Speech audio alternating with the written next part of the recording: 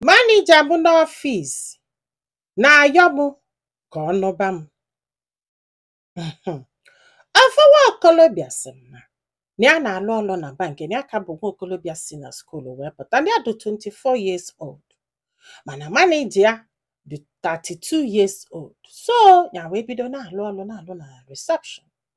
Si anọgide one day, the woman wee sị anya bịa ka fa gaa lunch. Ya wee solie, o wedule ya na ọ gaa na expensive eat out, ịghọta, na afa lisie nri nnọọ, ịgbagolu onye pocket money that day. After 2 weeks, ọ kpọkwala ya gakwa lunch again, fa lisikwe nri, ịmagolu o wee mesie wee menye invite na weekend, si anya bịa bie.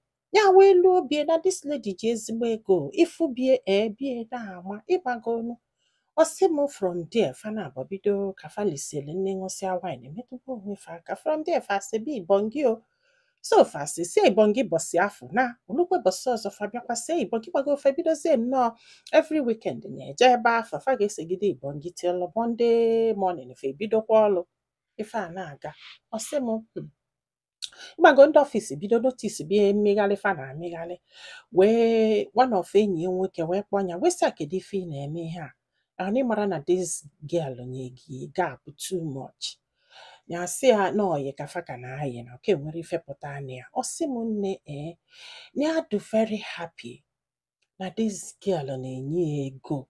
Ịmagolu na ya dị very happy and na fa sisi Ibongi na ya na-adọ happy. Ịmagolu na ife a bụ ife a chọrọ na nwaanyị o. So olu one day, the girl wee duru ya wee na-be nne ya, wee luo ndị be nne ya na-atị ya na fa sisi ma nni. Ndị be nne ya na-atasị anya nnọọ, ya adụ nnọọ very happy, ịmagolu. So ọkwa ya fa nọsịa natakwa. The girl wee sị ya na ya chọ ka ọ nọbe ya.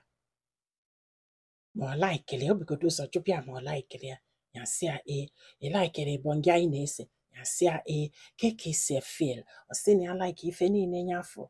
O wee sị ya na ya chọ ka ọ nọbe ya.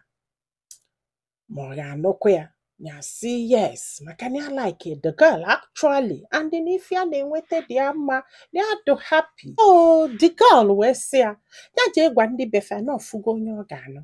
Ya gwakwana fa na ọnyanwa bụ ụzọ propose si ya nyanwa bụ nwoke nọbe ya. Ya gwafa na ya afụgo onye ọ ga-anụ. Ịghọtago olu oke ya na-ana na ego this girl nyelie ya ji wee na n'ụdị shopping family. Ife ya na-atụpụ mmiri, ya dị very happy.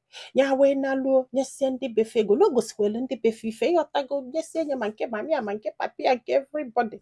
Ya wee naluo wee nyesie ndị befe, ịmagonu ndị befe wee chụpụ ya. Ya wee sị ndị befe na ya afụgo onye a ga-anụ n'ọnya ka a ji wee nataba ka ha jụbara. A wee sị wow, na ị ga-edunete n'ihe ka afọ. Ya wee kwalụ, ya wee nata wee gwa the girl sị ya na ya agwasịgofe fa wee ka wee luo ụbọchị afọ wee jebe wee luo mami ya. Ọ sị wee luo mami ya fụ ya na-atasị anya nnọọ, ịmagolu fe elisie nri kenesie the girl, ịmagolu fa nọsịa na mami ya wee sị ya na ya chọrọ ife ya next weekend. Olu next weekend ya wee nata n'ọfọ mami ya welu mma bepi ofu ntị. Wee sị agadi nwaanyị aka ọ na-achọ ịnụ onye tọpesịrị ya isi, bido babali ya si ya na nke a ama mme na ọma mkpọ the girl bata n'ụlọ ebe a. Facha niile ligolie na-akwụ ya. Ọ sị m nne na ịgwa gị eziokwu, na love this woman. Na sị na age is just a number. Na this woman ọkara nka na. Ọ sị m na ihe niile bụ friends ya n'ọfịs dị against. Parents ya dị against. N'ihe ha na-afụtadebe bụ na ọ tọrọ ya atọ, na ọ chọrọ iyuzie, na ọ ga-control ya, na ọ ka nwe ego, na ọ ka ame nna, na ọ ka ame na. Ma na ya dị happy o. Na ya dị happy. Ndị befa na-asị anyị atrakwana ya na o jebe na fama nsie. Ya wesị ka amalife ndị mmadụ lo. So nwanne m, kedu ife ilo? Kedu ihe ọ dị ụkọ this guy mee na 32 years old o? O nwere ife dị bad ya nwee nọbịa ya? Na ya nwa dị 24. Ma ya dị happy with this girl. Ma onye nụpụ isi jee nọba this lady. Ịghọtago na ya agwasịgo this lady ife ndị be ha kwuru na ha dụrọ happy. Mana ya si anya gbafa nkịtị na ya dị willing to go on. Mana ndị ọfịs ha gwara ya sị anya tinye transfer ka o si na the branch pụọ. Ya nọ na the lady, no gap dị too much.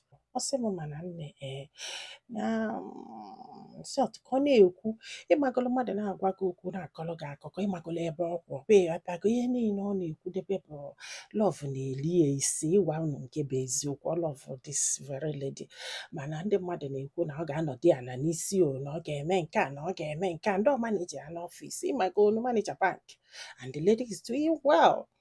In fact, abụrọ m ije lọv mana ụdị marriage a mgbe ụfọdụ ọ da last mgbe ụfọdụ ọ na-last because ife a niile people na kịta agwụ ya bọsị ya na this lady ga-ese kịta okwu fancha niile echighetekwe n'isi ya but asịrọ m ya anụ ya in fact amụrụ m ife m ga-ekwu eziokwu na bọọlụ dị na court ya mana 24 years what do you think? Odunukolugo gị make such decision on his own.